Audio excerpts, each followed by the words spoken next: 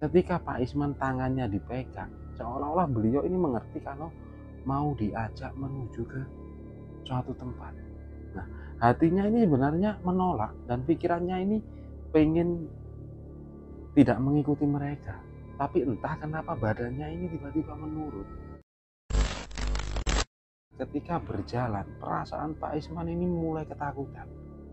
Karena beliau ini mendengar suara seperti kanan kiri itu pohon-pohon terkena angin itu bergoyang-goyang. Dan terdengar suara seperti teriakan dari seorang perempuan. Kemudian dari sebelah kiri ini ada seperti seorang yang memanggil-manggil nama Pak Isman. Dan suaranya itu mirip sekali dengan suara istrinya.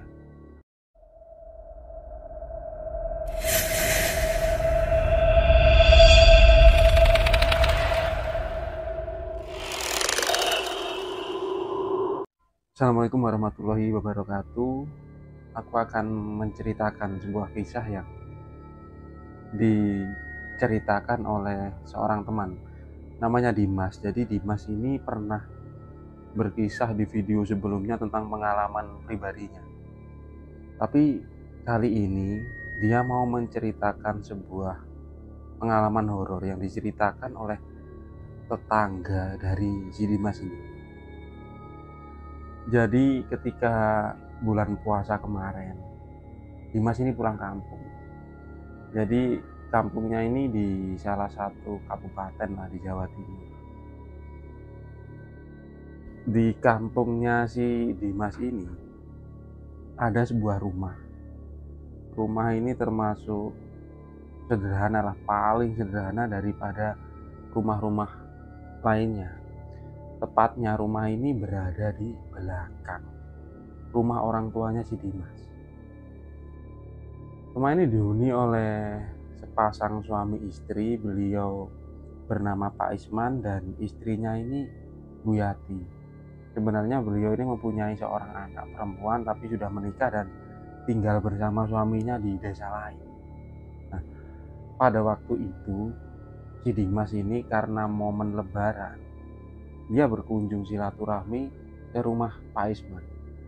Dan memang orangnya ini sangat akrab sekali, gampang akrab dengan anak-anak muda. Bahkan ketika kecil si Dimas ini sering main di rumah Pak Isman.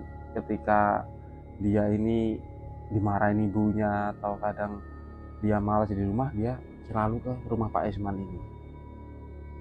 Tempat rumahnya itu sederhana sekali, bahkan bisa dikatakan termasuk gubuk lah sebelum ada bantuan dari pihak desa. Jadi diperbaiki, kemudian alas lantainya ini disemen karena sebelumnya itu merupakan alas lantai tanah.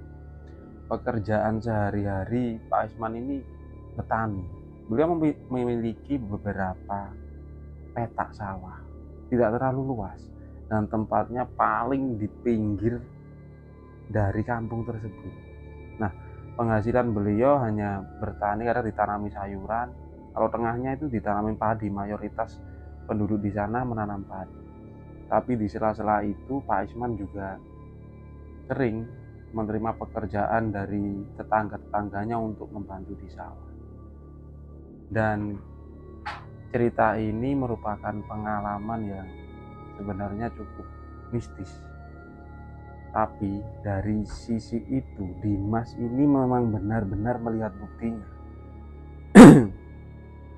Jadi pada waktu itu setelah beberapa tamu datang ke rumah Pak Isman, hanya tinggal Dimas saja yang tinggal di tempat itu sampai malam hari. Karena mereka ini asik ngobrol menceritakan tentang keadaan Dimas selama merantau di Kalimantan, kemudian keadaan Pak Isman dan keluarga. Nah, entah kenapa menurut Dimas percakapan tersebut akhirnya menjadi cerita ketika Pak Isman mengisahkan pengalamannya yang terjadi beberapa tahun yang lalu. Jadi waktu itu Pak Isman ini setelah panen padi biasanya menggarap tanahnya itu sendiri karena beliau ini tidak memiliki uang untuk memperkerjakan orang, entah itu membajak sawah, apalagi sawahnya kan cuma 3 petak. jadi tidak terlalu luas. Nah, ketika pagi hari ke sawah, beliau ini memang berangkat sekitar jam 5 karena belum terlalu panas. Kemudian sampai jam 11 beliau ini pulang. Setelah beristirahat sebentar, Pak Isman ini sekitar jam 3 sore mau balik lagi untuk meneruskan mencangkul sawahnya ini tadi. Karena waktu itu cuaca tidak terlalu panas, jadi beliau ini berinisiatif untuk agak lebih pulang telat lah. Kemudian Pak Isman ini bilang kepada istrinya untuk menyiapkan bekal makanan dan kopi yang dibawa menggunakan termos kecil untuk dibawa ke sawahnya tadi. Nah, kemudian Pak Isman ini berangkat ke sawah. Setelah beliau mencangkul untuk membenahi beberapa pengairan yang ada di sawah itu, karena baru saja dipanen, supaya mempermudahkan untuk mengolahnya, jadi diairi dulu. Sekitar jam setengah 5, Pak Isman ini istirahat sebentar. Beliau duduk di sebuah batu yang di belakangnya itu ada satu pohon kelapa. Karena tidak ada gubuk di tempat itu, berbeda dengan sawah-sawah orang lain yang di sana itu pasti ada gubuknya untuk sekedar istirahat. Nah, ketika duduk di batu itu, Pak Isman ini dari kejauhan melihat di pinggir sawah itu, di aliran sungai kecil yang menuju sawahnya ini, ada sesuatu yang warnanya itu mengkilat dan sesuatu itu bergerak. Nah, Pak Isman yang penasaran kemudian mendekati sosok itu, dan ternyata itu merupakan seekor ikan, jenis ikan gabus yang warnanya itu kuning emas. Nah, ketika melihat hewan ini, Pak Isman ini sempat kagum, bahkan ada pikiran ingin membawa pulang, tapi tiba-tiba pikirannya itu langsung beralih karena merasa hewan ini aneh karena bentuknya yang agak besar, kemudian warnanya itu juga tidak seperti ikan-ikan gabus yang pada umumnya, yang biasanya warnanya itu hitam. Dan memang mayoritas di persawahan itu tempatnya, habitatnya ikan gabus ini. Akhirnya kemudian Pak Isman itu mencoba menangkap ikan itu. Dan anehnya si ikan ini ketika mau ditangkap itu dia seperti nurut, berbeda dengan ikan lainnya yang mungkin langsung berenang pergi. Dan setelah berhasil memegang ikan itu, Pak Isman sempat melihat dan warnanya itu memang mencolok seperti ikan emas. Tak mau pikir panjang, Pak Isman membawa ikan itu menuju ke sungai yang ada di bawah dari area persawahannya, karena ikan ini tadi seolah-olah berenang mau menuju ke sungai itu. Dengan perlahan Pak Isman kemudian melepaskan ikan itu di sungai ini. Nah, setelah itu tiba-tiba mulai senja. Pak Isman kembali melanjutkan pekerjaan untuk mencangkul sawahnya ini yang mulai airnya itu sudah penuh di sawah itu. Karena beliau ini besok harus bekerja menggarap sawah lain milik tetangganya. Dan ketika itu mulai terdengar suara azan dari kejauhan. Karena di desanya Pak Isman atau Dimas ini hanya ada satu musola dan itu tempatnya di paling utara. Jadi posisi sawahnya itu berada di paling selatan dari desa tersebut. Dan sebelahnya itu sudah merupakan perkebunan dan menuju ke hutan. Tak berapa lama kemudian Pak Isman ini berinisiatif untuk istirahat sebentar karena waktu itu cahaya juga belum terlalu redup walaupun sudah senja. Beliau akan istirahat, setelah itu akan melanjutkan pekerjaannya ini lagi. Karena beliau juga mikir tadi sudah izin kepada suami istrinya. Nah, setelah kembali istirahat di tempat duduknya tadi di sebuah batu yang ada di pinggir petak sawahnya itu, beliau menuangkan kopi yang dibawa dengan termosnya. Pak Isman ini membuka tutupnya, kemudian menuangkannya di tutupnya itu, kemudian berlahan meminum. Setelah meminum sambil kepalanya itu posisi memandang ke bawah, tiba-tiba Pak Isman ini mendengar ada suara langkah kaki 2 orang. Dan ketika beliau mendengokkan kepalanya ke atas, ternyata di depannya itu ada 2 orang laki-laki. Umurnya masih muda tapi badannya itu tegap. Dan mereka ini memakai baju serba hitam mulai dari pakaian sampai ke bawah. Tapi mereka ini tidak menggunakan alas kaki. Nah, Pak Isman ini langsung bertanya, jenengan iki sinten? Atau dalam bahasa Indonesia, kalian ini siapa? Tapi sosok itu hanya tersenyum dan tidak berbicara apapun. Tapi salah satu dari mereka ini memegang tangan dari Pak Isman ini. Ketika Pak Isman tangannya dipegang, seolah-olah beliau ini mengerti kalau mau diajak menuju ke suatu tempat. Nah, hatinya ini sebenarnya menolak dan pikirannya ini pengen tidak mengikuti mereka. Tapi entah kenapa badannya ini tiba-tiba menurun. 2 tangan Pak Isman ini digandeng kanan kiri. Nah, setelah itu beliau dituntun keluar dari persawahan itu. Dan setelah berjalan beberapa menit keluar dari persawahan itu, tiba-tiba yang waktu tadi cuacanya itu sudah mulai gelap, seolah-olah terlihat itu seperti remang-remang, tapi kanan kiri itu terlihat jelas. Nah, Pak Isman ini terus, yang awalnya ingin memberontak, akhirnya beliau ini pasrah karena cengkeraman 2 orang yang ada di kanan kirinya ini sangat keras sekali. Nah, akhirnya beliau mengikuti kemana arah tujuan dari 2 orang ini, yang memang mereka ini melewati jalan setapak terbuat dari tanah tapi sangat rata sekali.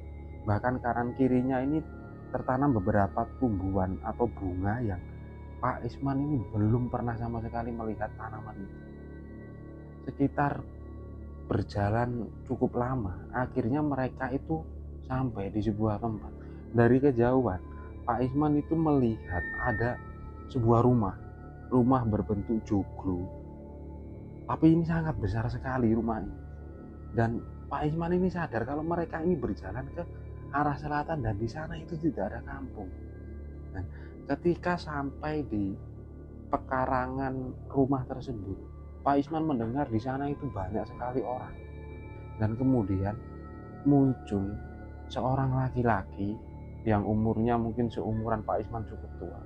Beliau tanpa beralas kaki tetap memakai baju hitam. Bahkan kepalanya ini ada sebuah penutup kepala yang menyerupai belangkon, tapi bukan seperti belangkon menurut Pak Isman.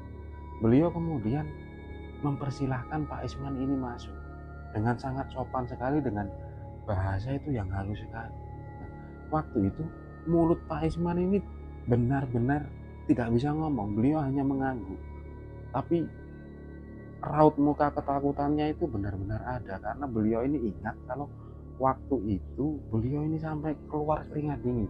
Sedangkan 2 orang yang menjemputnya tadi tiba-tiba melepaskan tangannya, kemudian mereka mundur. Ketika Pak Isman ini menoleh ke 2 orang tadi, mereka sudah tidak ada. Nah, di dalam rumah itu hanya terdengar suara seperti anak kecil, suara wanita, suara laki-laki itu terdengar jelas. Mereka mengobrol dengan bahasa yang Pak Isman ini tidak mengerti. Tapi sosok mereka ini tidak kelihatan, walaupun suara itu terdengar sangat jelas sekali.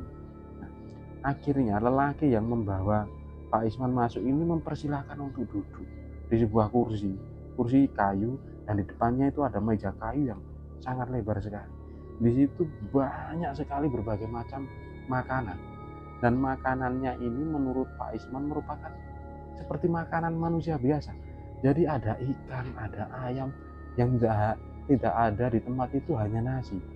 Nah, tak lama kemudian datang seorang perempuan. Beliau ini memakai kebaya tapi berwarna hitam juga, dengan rambutnya ini putih semua dan di belakangnya ini digeluk. Nah, setelah itu beliau ini mengucapkan terima kasih kepada Pak Isman dengan tutur bahasa yang halus sekali. Nah, ketika Pak Isman mau menjawab berterima kasih untuk apa, kemudian beliau ini bilang kalau sudah mengantarkan cucunya tadi pulang, karena tadi cucu perempuannya itu sejak pagi hari itu belum pulang ke rumah. Dan ketika semuanya ini mencari, mereka ini tidak bertemu. Tapi ketika cucunya ini pulang, dia ini bercerita kalau tadi ini ditolong oleh Pak Isman dan diantaran pulang. Nah, Pak Isman pun hanya mengangguk, kemudian beliau sempat tersenyum. Ketika dipersilahkan makan, Pak Isman ini sempat menolak dengan menggeleng-gelengkan kepala. Tapi kedua orang laki-laki dan perempuan yang ada di hadapannya ini terus memaksa si Pak Isman itu. Dan akhirnya Pak Isman pun memakan makanan tersebut. Yang beliau ingat, beliau mengambil satu potong ikan dan ayam serta ada sayur yang menurut Pak Isman sayurnya ini sangat aneh karena beliau belum pernah melihat sayur itu. Kemudian lelaki yang ada di sampingnya yang agak tua tadi menuangkan minuman dari sebuah kendi yang merupakan minuman itu hanya air putih saja yang diserahkan kepada Pak Isman. Setelah selesai makan, Pak Isman memang sengaja tidak menghabiskan makanan itu. Bahkan ketika beliau meminum air putih tadi, beliau sempat mengeluarkan sedikit. Jadi ada kepercayaan dari beberapa orang yang pernah aku dengar. Ketika kita mengalami sesuatu yang aneh atau masuk ke dimensi lain dan ada yang menawari makanan, tetap saja makan tapi jangan pernah menghabiskannya, apalagi kalau itu air. Jadi ketika kita minum, kita harus mengeluarkan sedikit supaya ketika kita berada di tempat itu, kita ini bisa kembali pulang, entah waktunya yang lama atau entah caranya bagaimana. Itulah sebuah pernyataan yang pernah aku dengar. Nah, begitu juga dengan yang mungkin di pikiran Pak Isman waktu itu. Dan setelah selesai makan dan minum itu, kedua orang tadi atau makhluk tadi yang ada di depannya ini kembali lagi mengucapkan terima kasih kepada Pak Isman. Setelah itu Pak Isman ini diantar keluar dari rumah joglo yang besar itu. Dan ketika keluar, Pak Isman ini melihat pintu depannya itu sangat besar dan tinggi sekali. Bahkan terbuat dari kayu yang seolah-olah itu seperti bangunan yang mewah. Ketika sudah melangkah keluar dari rumah itu, Pak Isman melihat lagi dua orang yang tadi menjemputnya tepat berada di hadapannya. Dan tak lama kemudian terdengar suara dari belakang memanggil Pak Isman. Kemudian beliau ini menoleh. Dan waktu itu ibu-ibu atau nenek-nenek lah tadi yang berambut putih, yang memakai gelung, berpakaian kebaya hitam tadi, beliau ini keluar sambil membawakan sebuah kain batik, yang mungkin kain batiknya seperti ini, yang menurut Pak Isman warnanya itu kekuning-kuningan emas dan sangat halus sekali. Pak Isman yang sempat menolak kemudian tetap dipaksa untuk menerima hadiah ini sebagai tanda ucapan terima kasih. Pak Isman pun mengambil kain tersebut, kemudian beliau pegang. Nah, setelah itu beliau kemudian diantarkan oleh dua sosok tadi. Dan ketika keluar dari rumah dan pekarangan orang tadi atau makhluk tadi, salah satu dari sosok tadi ini bilang kepada Pak Isman, jenengan niki tiang sae, atau dalam bahasanya kamu ini orang baik. Jadi saya antarkan pulang, dan setelah melewati sungai nanti jangan pernah menghadap ke belakang. Kemudian tetap dituntun kanan kiri melewati jalan yang mereka masuk tadi, jalanan tanah yang cukup luas, yang kanan kirinya ini ada tanaman yang Pak Isman itu belum pernah melihatnya. Setelah beberapa menit berjalan, dari situ terlihat sebuah sungai. Sungainya ini tidak terlalu besar, berbeda dengan sungai yang ada di pinggir sawah dari Pak Isman itu. Dan Pak Isman pun disuruh menyeberang sendirian, dan beliau kemudian berjalan menyeberangi sungai itu. Setelah selesai menyeberang sungai itu, tiba-tiba yang tadi cahayanya itu remang-remang dengan kanan kiri itu masih terlihat, tiba-tiba menjadi gelap, seolah-olah itu memang benar-benar malam hari. Pak Isman ini sempat mau menoleh ke belakang, tapi tiba-tiba terdengar suara yang sangat besar terdengar dari telinga kirinya. Jangan noleh. Otomatis Pak Isman langsung tegap lagi. Beliau hanya menunduk, mengikuti jalan menuju ke arah utara, yang di sana beliau yakin tempat di mana dia berasal tadi. Nah, ketika berjalan, perasaan Pak Isman ini mulai ketakutan karena beliau ini mendengar suara seperti kanan kiri itu pohon-pohon terkena angin itu bergoyang-goyang, dan terdengar suara seperti teriakan dari seorang perempuan. Kemudian dari sebelah kiri ini ada seperti seorang yang memanggil-manggil nama Pak Isman, dan suaranya itu mirip sekali dengan suara istrinya.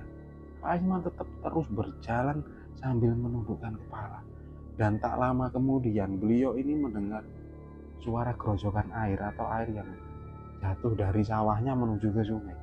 Baru di situ beliau lega karena ketika beliau mendongak ke atas, beliau sudah mengenali area itu, yaitu sawahnya dan beberapa petak sawah milik tetangganya. Dan ketika beliau menghadap ke belakang, di sana memang ada sebuah sungai dan perkebunan sekaligus hutan yang merupakan pemandangan seperti di waktu normal itu. Sambil berjalan tertatih karena kondisi malam hari tanpa ada pencahayaan dan memang bulan waktu itu tidak muncul, Pak Isman kemudian mencari di mana batu tempat beliau pertama menaruh kopi dan makanannya tadi. Nah, setelah ketemu di situ, beliau mengambil sisa makanan dan yang waktu itu memang sudah dikerubungi oleh semut. Pak Isman pun langsung membuang makanan itu dan mengambil termos kopi kecilnya. Beliau mencari cangkulnya dan sabitnya, kemudian Pak Isman ini pulang. Nah, ketika perjalanan pulang di situ, beliau masih tetap dengan memegang kain batik yang dia bawa tadi, dan itu memang benar-benar nyata yang beliau dapatkan. Nah, di pikiran Pak Isman waktu itu muncul banyak sekali pertanyaan. Entah apa mungkin dia tadi bertemu dengan makhluk gaib, tapi ketika pikirannya mereka ini baik dan wajahnya itu tidak seseram dengan apa yang orang-orang ceritakan. Nah, ketika sampai masuk ke kampungnya, ke jalanan kampung, di situ suasana itu sudah sangat sepi sekali. Bahkan beliau ini tidak berpapasan dengan siapapun karena rumahnya Pak Isman ini berada di pinggiran. Beliau ini langsung menuju ke rumahnya, jadi tidak melalui pertengahan kampung. Dan waktu itu Pak Isman ini melihat Bu Yati, istrinya itu masih duduk di teras rumahnya ini. Nah, Pak Isman pun kemudian menyapa istrinya, "Loh Bu, kok masih duduk di depan?" Nah, istrinya ini langsung mendatangi Pak Isman, dan terlihat beliau ini seperti baru saja menangis karena cerita kalau mengkhawatirkan kondisi Pak Isman kok sejak dari tadi belum pulang. Dan ternyata waktu itu sudah jam 1 malam.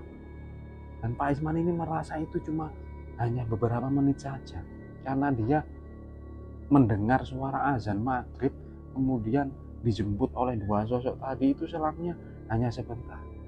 Nah, akhirnya Pak Isman langsung masuk ke dalam ditemani istrinya. Dan waktu itu beliau langsung menuju ke belakang sebuah kamar mandi kecil yang ada di belakang rumah. Beliau mandi, berbersih diri. Dan waktu itu beliau kembali lagi ke dalam rumah. Di sana Pak Isman ini melihat istrinya sedang memegang kain batik tadi. Dan istrinya pun bertanya, "Kain ini dari mana, Pak?" Di situ Pak Isman menceritakan semua yang beliau alami pada sore tadi. Nah, di situ kemudian istrinya ini memang memiliki keturunan. Jadi ibunya ini merupakan dukun bayi atau dukun pijat yang sering menceritakan tentang hal-hal gaib atau hal-hal mistis. Kemudian istrinya ini seperti mengerti sesuatu dan mengambil kain itu. "Yang penting Bapak nggak apa-apa. Sekarang kainnya ini jangan dipakai, kita simpan saja." Nah, setelah mengalami kejadian itu beberapa hari, Pak Isman ini tidak ke sawah karena beliau bekerja di sawah milik tetangga-tetangganya. Sekitar 1 mingguan lah. Ketika beliau kembali lagi ke sawahnya itu, Dan ketika sore hari menjelang maghrib, beliau ini duduk di batu itu sambil memandang ke arah selatan, di mana tempat beliau kemarin merasa melakukan perjalanan ke sebuah rumah yang cukup besar itu. Jadi tiba-tiba itu ada angin itu semilir berasal dari selatan menerpa wajahnya. Dan waktu itu Pak Isman ini mencium bau. Baunya itu seperti wangi tapi bukan seperti parfum, seperti campuran beberapa kembang dan sangat harum sekali. Seketika Pak Isman itu mengingat bau ini pernah beliau cium ketika beliau ini berjalan menuju ke rumah besar tadi yang kanan kirinya itu ada tanaman yang beliau belum pernah lihat. Nah, setelah itu kemudian beliau selalu pulang ke rumah. Sebelumnya mengucapkan salam untuk menyapa entah siapa atau makhluk apa yang ada di situ. Jadi ketika menjelang maghrib, beliau selalu langsung pulang dan tidak melanjutkan aktivitas di area persawahan itu. Dan ketika Dimas mendengarkan cerita ini dari Pak Isman, dia ini sempat bertanya karena mungkin ada sedikit keraguan dengan cerita ini. Jadi waktu itu kemudian Bu Yati ini mengajak Dimas menuju ke sebuah kamar yang kosong, karena rumahnya hanya ada 2 kamar. Yang satu kamar ini tidak digunakan. Di situ tempat menyimpan beberapa barang yang cukup lama lah, termasuk ada sebuah lemari kayu peninggalan dari orang tuanya Pak Isman ini. Di situ ada sebuah peti terbuat dari kayu. Petinya itu tidak terlalu besar dan peti itu ditumpuk beberapa benda yang cukup berat, termasuk ada sebuah batu berbentuk bulat. Di situ akhirnya Bu Yati ini memperlihatkan kalau ada sebuah kain batik yang warnanya itu masih mengkilap seperti sekarang. Dan menurut Bu Yati, benda ini akan selalu disimpan. Bahkan kalaupun ketika Pak Isman dan Bu Yati ini meninggal, benda ini akan diberikan kepada anaknya dan akan terus disimpan, karena ini merupakan benda hadiah dari sosok makhluk yang mungkin tidak kasat mata. Dan itu adalah merupakan cerita dari Dimas tentang pengalaman dari tetangganya yang sudah sebenarnya dia anggap sebagai orang tua sendiri, karena Pak Isman dan Bu Yati ini orangnya sangat santun sekali. Ketika panen padi yang jumlahnya itu tidak terlalu banyak, beliau ini tidak pernah menjualnya, dan beliau ini selalu membagikan setelah padi itu diolah menjadi beras, dibagikan kepada beberapa tetangganya, walaupun itu hanya sekedar beberapa kilo saja. Dan itu merupakan sebuah sifat yang menurut Dimas ini, orang ini sangat baik, karena yang dibagikan itu tetangganya itu termasuk secara ekonomi itu lebih mampu daripada keluarganya Pak Isman ini. Nah, itu adalah kisah yang diceritakan oleh Dimas tentang tetangganya. Terima kasih buat teman-teman yang sudah mendengarkan kisah ini. Bisa kita ambil kesimpulan apapun baiknya dan hindari tentang pikiran-pikiran buruk. Tidak semuanya tentang hal-hal gaib itu menyeram. Terima kasih dan wassalamualaikum warahmatullahi wabarakatuh.